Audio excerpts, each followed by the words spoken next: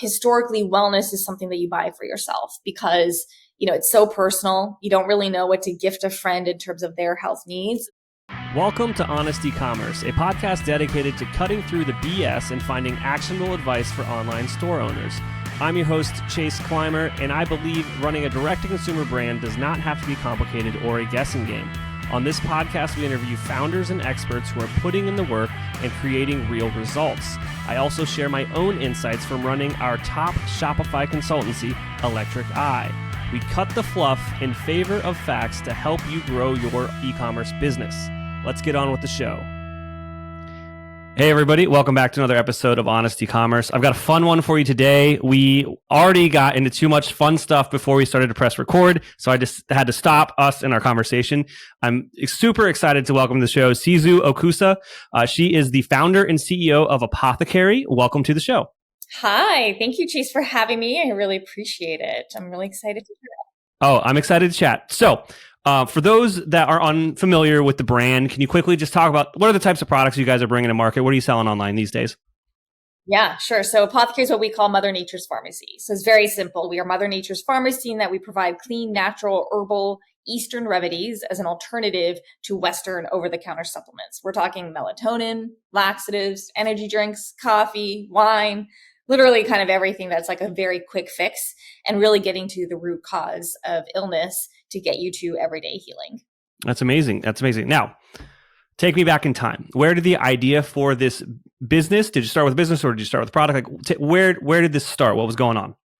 That's so funny you say that. Like, it's true, right? It's not just necessarily always a business that you start with. You kind of start with like a product for maybe a solution for yourself personally that then you turn into a business. For me, I originally started my career at Goldman. So I was in Wall Street, for my first job. And I think there was a series of no's through life that got me to the yeses later in life. And so when you're early on in your career, I think you do and try so many different things. I was in Wall Street. I was like, this is definitely not for me. But I did distressed investing for about 3 years and learned so much about bankruptcy and so much around how to run a bad company to then run a better company. So after 3 years, though, I then started my first company, which was called Drink, J-R-I-N-K. It was a cold pressed juice business, and I did that for 8 years. And we scaled it to like 15 storefronts, Whole Foods partnership, retail growth. But again, I didn't really want to be a restaurant owner of 15 stores because we were making smoothies and juices and all that. So we got acquired in 2019. I was very fortunate to start my next company. And so I've been in wellness as an entrepreneur for about 12 years at this point. And Apothecary kind of really started when I had my aha moment of walking through the aisles of CVS and Walgreens. And it was very clear to me that everything was in plastic bottles, in pill form, with ingredients that we don't recognize. And you just kind of realize that this shift in better for you food and grocery hasn't happened in pharmacy. And so that was kind of my first aha moment, which then I went home and bought all these herbs for my juice shop and then started to make these smoothies for the other company that were like very superfood dense, using food as medicine. Again, this is like 2014, 15. This is long before food as medicine became like a clear trend. But then after 2019 kind of happened and I was starting to formulate these and really kind of think about how, everybody in the world is probably shifting towards better for you medicine and better for you supplementation. That's really when this aha moment happened. And I said, okay, let's start a real apothecary that has existed at least for 5,000 years in Eastern medicine and bring that in a very Western approachable and accessible way. And so we were born in January of 2020, right before COVID. And we can kind of talk about that, I think, for a long time, actually. It's just a crazy journey. Yeah. I think that unfortunately, COVID is going to be a topic of a lot of the podcasts that I have because it is such a growth moment or such a just lightning in a pan moment for some brands to get out of that flywheel and stuff. And I really want to get to that. But at first, I want to talk about like you launch in January of 2019. What does that mean? Do you go to market with one product? Do you have your first drop? And how long were you working on this beforehand? Yeah, so the e-commerce launch was in January of 2020. But before then, in 2019, we were bootstrapping a fundraise and then we opened a storefront. We actually opened a mini store as like a concept. It was very witchy. It was very like crystals and skulls and like Palo Santo and herbs, kind of like a very old school witchy apothecary. But we at least learned that like customers wanted that and they wanted these products. We had like we had 5 products. We had like a slay all day, chill the F out, follow your gut, like very basic adaptogen blends. And we kind of coupled that with some retail offerings. But again, like that was how we kind of mirrored the UX and the experience that we would have digitally. So like what questions people were asking, how they were buying, what they were looking at. And we mirrored that for the e-commerce site before we officially launched that in January of 2020. But again, like we also did a rebrand this past July. So like that was not really the perfect iteration when we first launched either. Awesome. Let's talk about that launch and launching into COVID. So I know there are a lot of listeners out there right now that are about to launch or they have launched. And the age-old question is, how did you get your first customers?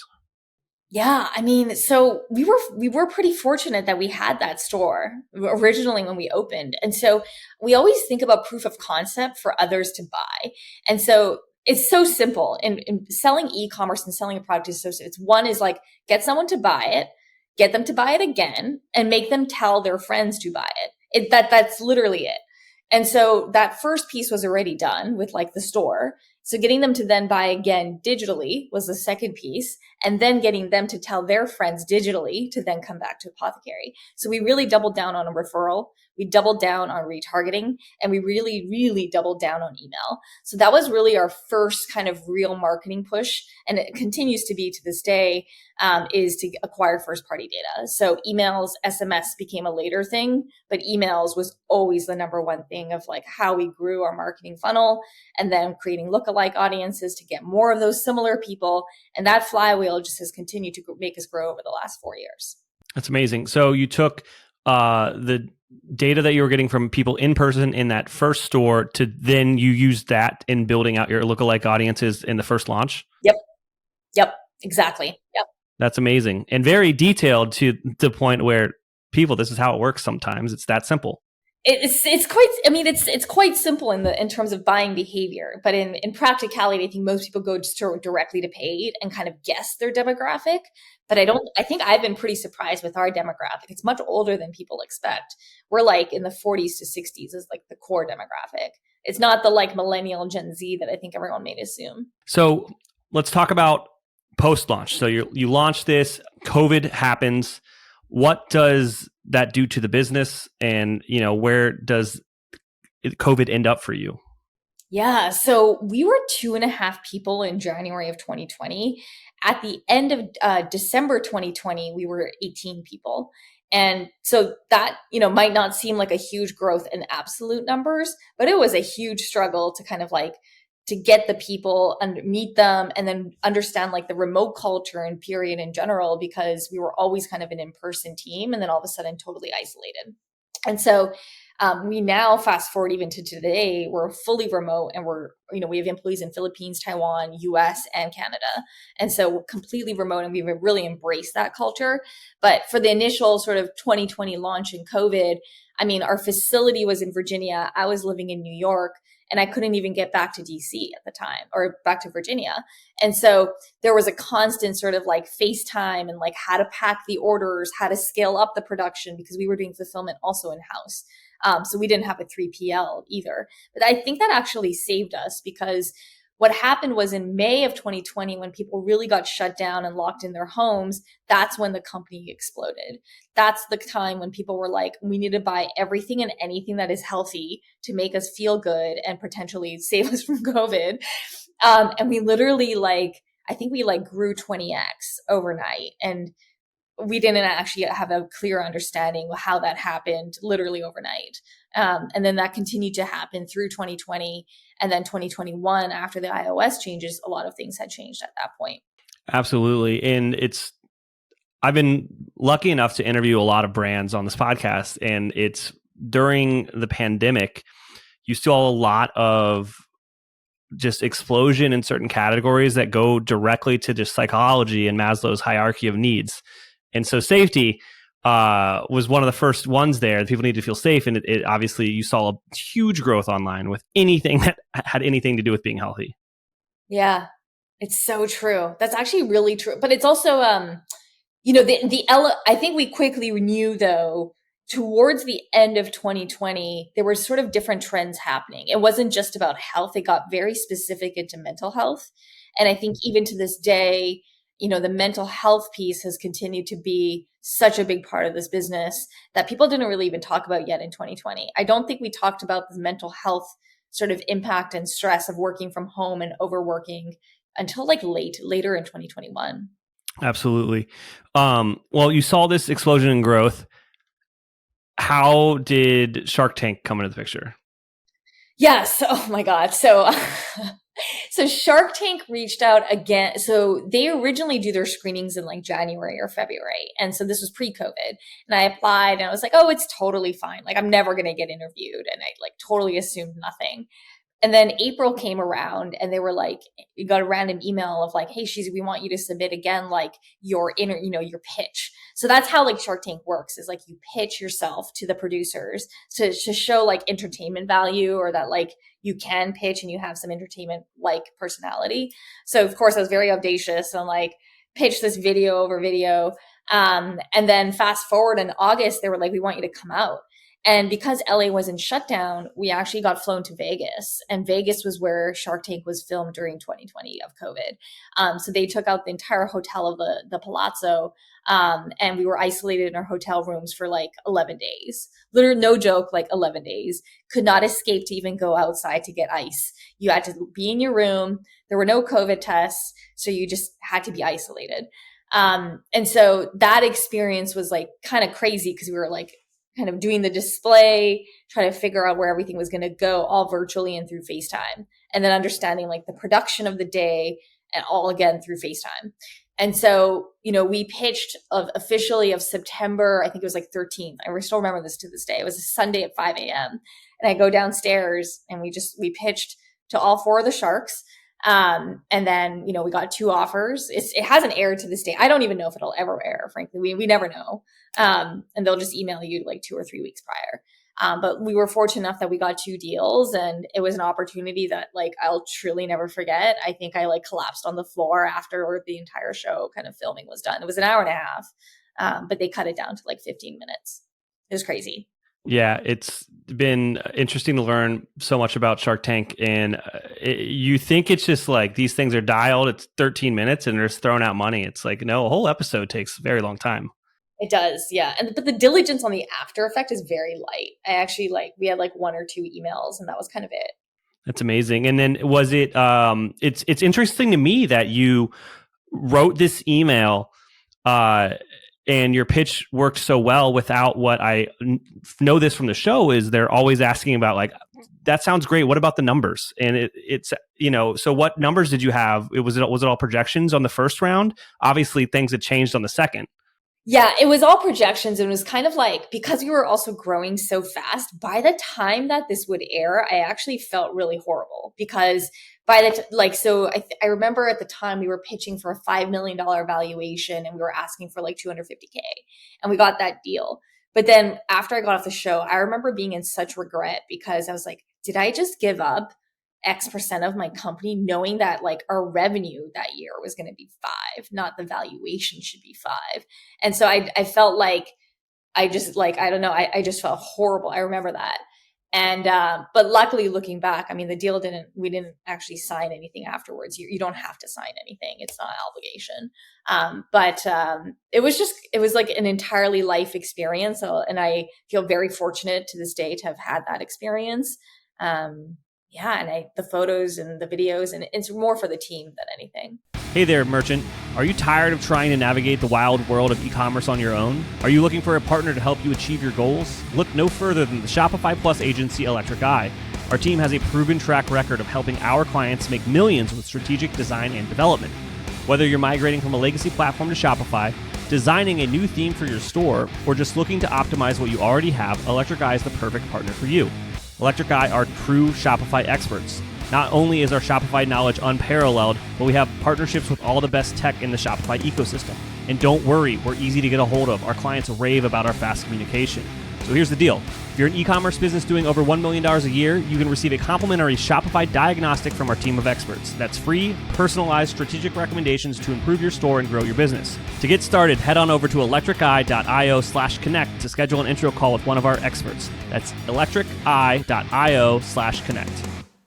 Today's episode is sponsored by Intelligems, the ultimate A/B testing and profit optimization platform for Shopify merchants. You're investing tons of time and money to drive traffic to your store, but are you doing everything you can to convert that traffic into profits?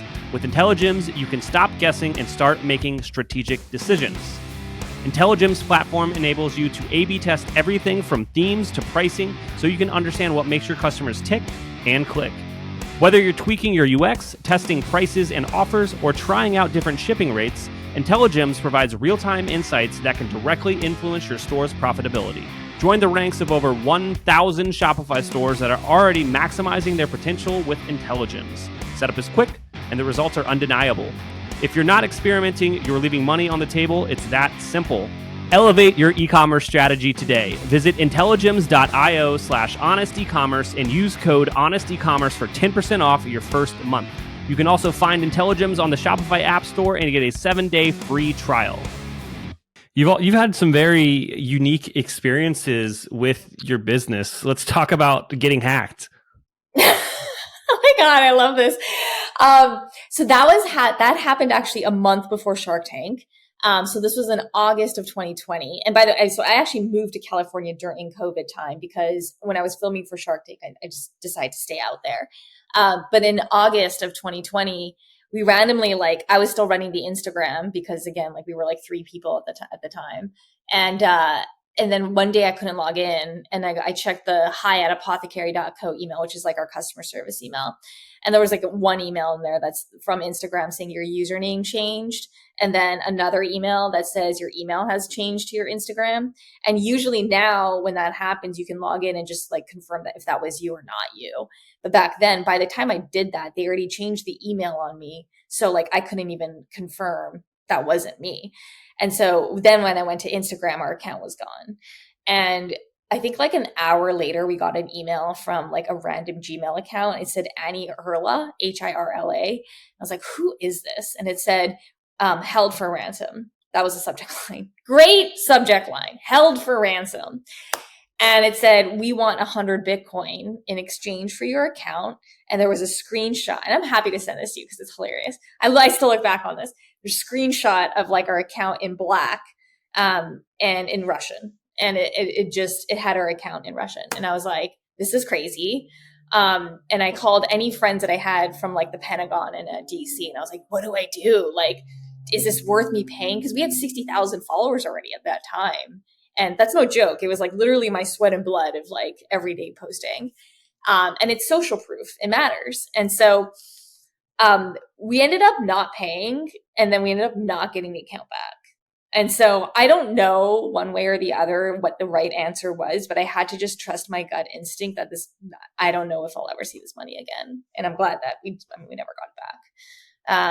But to this day, I still get random people emailing me that they got hacked and wanting advice. And I think Instagram at this point now has seen enough of these cases that it's become commonplace to give it back and ensure this doesn't happen. But back then we were one of the first companies. 2-factor really wasn't a thing. Now it's everywhere. But yeah, that was also part of PTSD accumulation. Yeah, I think that the main takeaway here is if you are a social first brand, make sure you have 2-factor turned on for everything. 1,000%. Yes, 1,000%. Oh, that's amazing. So let's get back to the business. We talked about these fun stories. So you guys are growing rapidly. You do Shark Tank, and that honestly doesn't even have a factor because it never airs. Let's go back to how are you growing the business? Are you guys focused on direct to consumer?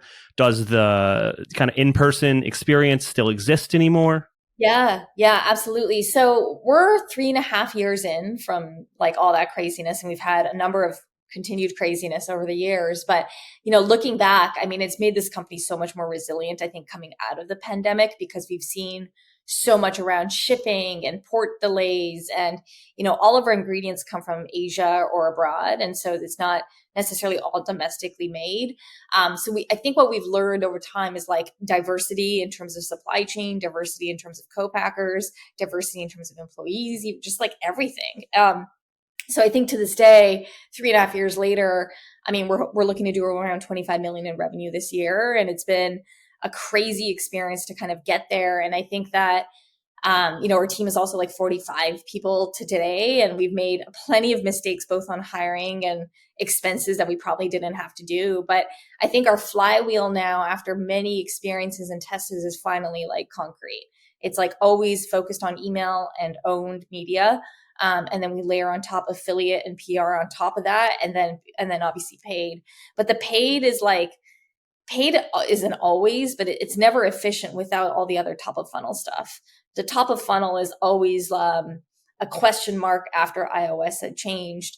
And so we layer on top affiliate and PR, and that's been such great social proof. And then the email and the earned helps with the middle of funnel, and then paid is kind of like the conversion focus. And so that has been sort of like our natural sales funnel cycle now to this day. And we have about, I think, 600,000 emails and about 100,000 SMS people to this day. And it continues to grow through the holiday season. So yeah, that will always, I think, be a big part of what we do. That's amazing. And one of the first things that we talked about before we started to record was, obviously we're recording this the day after Cyber Monday 2023. And you said that there were some interesting things that happened just this week. Yeah. We have definitely, historically, wellness is not really a gifting product. Historically, wellness is something that you buy for yourself because, it's so personal. You don't really know what to gift a friend in terms of their health needs. And so what we are seeing this year, though, we're seeing 170% year-over-year growth just through this Black Friday, Cyber Monday weekend. And what we're seeing is people are gifting wellness, which is a major trend in my mind of like, that says so much, I think, about the consumer and where they're at, and also how they're spending now. Because if you're gifting wellness, it comes, I think, a little bit more thoughtfully than just buying someone socks or like a hat or another backpack. It's something that people use to take care of themselves, to cut out alcohol, to focus on your stress and your sleep. So it shows a lot of depth and thoughtfulness that I don't think necessarily in the past we have seen. But if anything, it's an early indicator for our January, because January for wellness is the biggest month. It's New Year, New You. And so it comes at like a very big moment for us. But I think from an operational capacity, we've completely kind of like broke the facility. So there's just boxes everywhere. I'll show you a photo and video after. It's kind of crazy. Yeah, but we've hit new records, and we're very proud of the team. Well, no, I'm excited for your growth as well. We've talked about quite a lot today. Is there anything I didn't ask you about that you think would resonate with our audience? I always think the fundraising environment is such a top of mind thing for founders. I've invested in 12 early stage companies to this point. And I think everyone is fundraising right now, and it's a really challenging environment. And I would just say that, like, have a very clear focus on who you want to get investors in, because, the historical, like, please send my blurb around and BCC everyone does not work anymore. I think it has to be very one-on-one. Like, please send this to Chase because Chase has this, and this experience. And I think I could really get a lot of value as him as an investor. And they're much more likely to convert.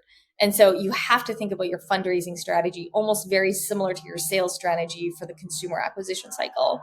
And so I think of that as like just general founder advice for anyone looking to launch a brand and kind of get some money in the door, and be really strategic also about debt capital. Oh, that's amazing advice. Shizu, thank you so much for coming on today and being one of the most honest guests we've had thus far. So I truly appreciated it, and I'm sure we'll have you back on next year or something like that. Where should people go if they're curious about this product that you are so passionate about, if they want to go check it out and support you? Yeah, absolutely. We have some great products. We have like Stop Your Whining, which is our number one SKU right now, all on apothecary.co, Apothecary with a K. You can also find me and the company on social media at Shizu Okusa or Apothecary Co. But thank you so much, Jay. Awesome. And we'll link to all that stuff in the show notes below. Thank you so much. Of course. We can't thank our guests enough for coming on the show and sharing their knowledge and journey with us. We've got a lot to think about and potentially add into our own businesses. You can find all the links in the show notes. You can subscribe to the newsletter at honestecommerce.co to get each episode delivered right into your inbox. If you're enjoying this content, consider leaving a review on iTunes. That really helps us out. Lastly, if you're a store owner looking for an amazing partner to help you get your Shopify store to the next level, reach out to Electric Eye at electriceye.io/connect. Until next time.